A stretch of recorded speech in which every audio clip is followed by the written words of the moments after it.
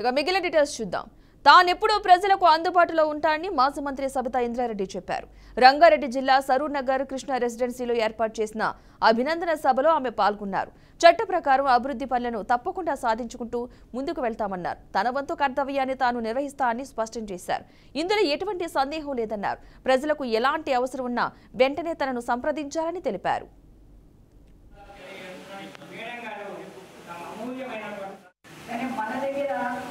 కింది స్థాయిలో ఉన్న వాళ్ళు ఉంటారు, మన ఇంట్లో పనిచేస్తున్న వాళ్ళు, మనందరం చదువుకున్న వాళ్ళని మన పిల్లల భవిష్యత్తు బాగా తీర్చిదిద్దడానికి ప్రయత్నం చేస్తూ ఉంటాం. అదేవిధంగా మన దగ్గర పనిచేస్తున్న వాళ్ళకి చదువు ఉండదు, వాళ్ళు ఎక్కడో ఊరు ఇచ్చిపెట్టి ఇక్కడికి వస్తూ ఉంటారు.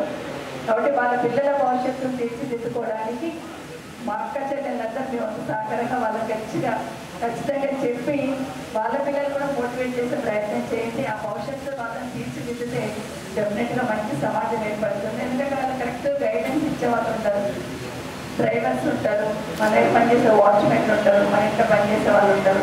వాళ్ళ పిల్లల భవిష్యత్తు ఏంటో వాళ్ళకి అర్థం కాదు, ఏదో ఒక స్కూల్ వేసేసాం అనుకుంటారు.